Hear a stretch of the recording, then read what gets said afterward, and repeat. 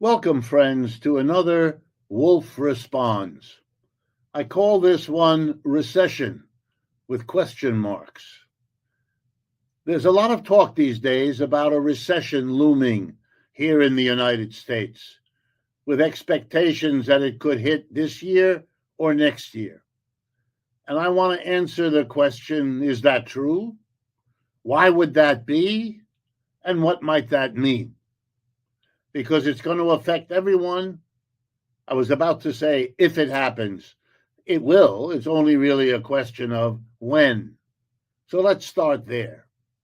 Capitalist economic systems crash.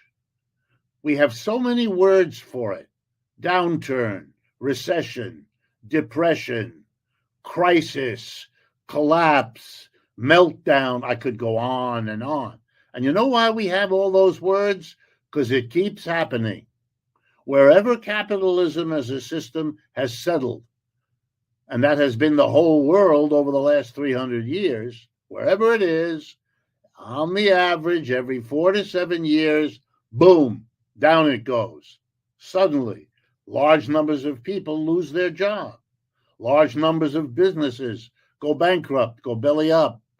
Many more cut back, lay off workers, hold back on orders. It's a real mess.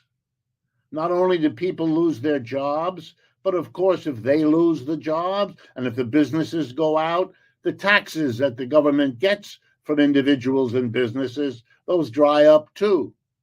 So just as the private sector, business and workers, are in trouble, the government, which is supposed to help them, is short of money and often doesn't do much for them, except if it's a real doozy of a depression. And that, by the way, a depression, that's just a recession that keeps getting worse. Well, we call it a depression because it's a sign of how bad it is. So then why are people talking about a recession? Well, if it happens on average every 5 to 7 years, every 4 to 7 years, when is the last one we had? Well, the answer is the year 2020, right in the middle of the pandemic. We had a terrible recession.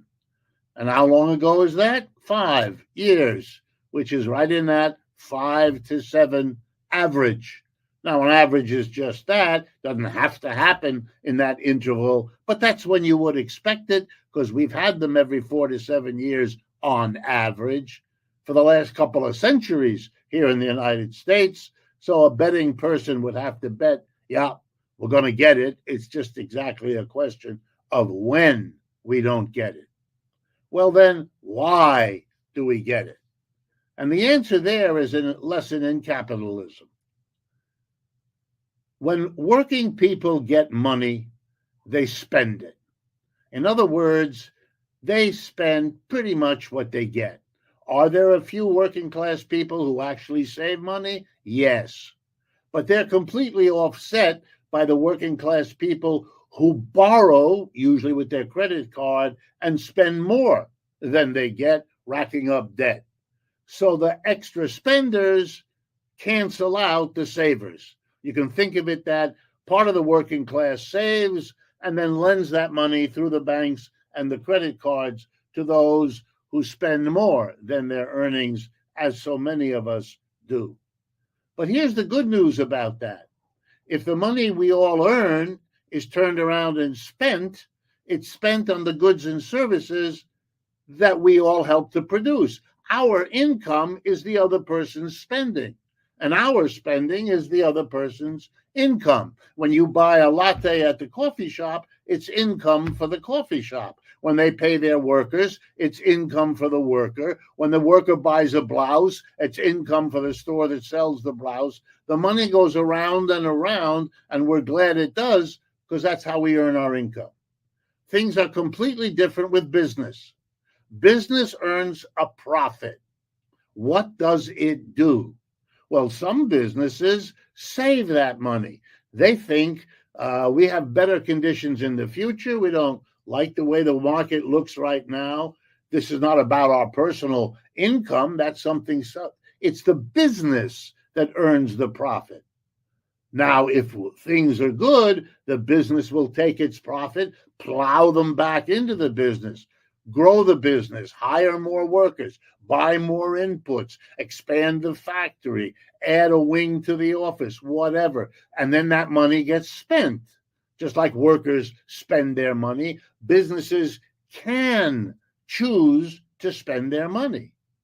But unfortunately, if they are free private enterprises, they can also choose not to invest their money, to hold it back. If they do, then the people who expected to have that profit spent on them will be frustrated. It won't be spent on them. They won't get an income. And if they don't, they in turn will cut back their spending, which is the income of yet other people. Recessions happen, here we go, when the business community decides to hold back portions of its profits, not invest, and wait for better conditions. Well, now you know why I titled my talk today, Recession, ? One of the consequences of President Trump's tariffs is to create among the business classes of the whole world, US and everywhere else, enormous uncertainty. Will the tariff stay? Will it go up? Will it go down? Will that happen in 10 years or in 5 years or in 5 weeks or in 5 days? With Mr. Trump telling us he's going to negotiate with all the countries he hit with a tariff, we're talking about 100 negotiations, all with different countries in different ways, hitting different snags, being undone.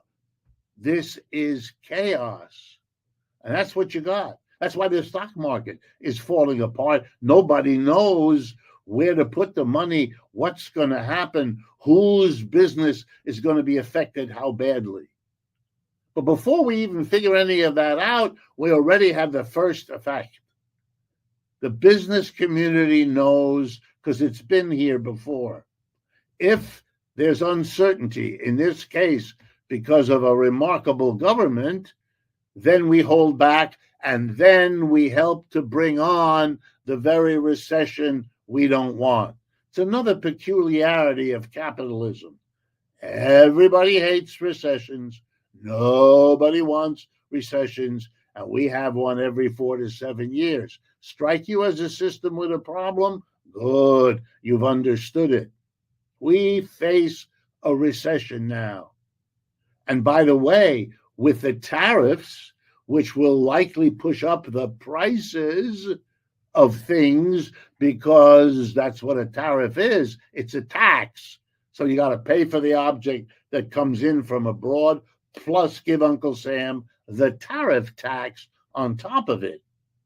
So we might have rising prices and inflation and a recession at the same time. And that's called a stagflation. And you'll see reports in the newspapers about stagnant economy, that's a recession, and inflation, and it's combined to make a stagflation. Here's the bottom line. Capitalism is an unstable system. Mr. Trump is reacting to the instability of capitalism when he thinks the United States needs a better situation, which it does, and he's going to get one at the world's expense. That's not going to likely work out real well. The rest of the world is not going to sit by and help the United States at its own expense. We wouldn't take all that kindly if they asked us. They're not going to take it kindly as we press them to do it. So the instability is our problem. And the effort of Mr. Trump is a desperate effort to muscle your way to get us through this bad instability moment. Is it possible that what he's doing will work? Yes, it's possible. Long shot, low odds, but it's possible. You know what's much more likely? That it won't work, and that we will be looking back on Mr. Trump the way we look back on the 10, 20 years before him, during which every president, Clintons, Bushes, Obamas, all of them, promised to bring manufacturing back to America. None of them did it. None of them achieved it. Mr. Trump is going further, taking bigger risks, angering more and more of the world, which could come back to haunt us. Will it be enough? I don't think so. Will it avoid recession? Absolutely not. It's only a question of when. And if that sounds horrible, and if it sounds horrible that we are so unstable that we have them every 4 to 7 years to disrupt our lives, then understand your problem with that is a problem with the capitalist system. You don't deal with the system, you will not solve the problem. The last 300 years prove it. If interventions like this strike you as useful, please share them with your friends, your coworkers, your neighbors. That's why we produce them. And of course, if you can help us defray the costs of doing this, that would be enormously appreciated as well. Thank you.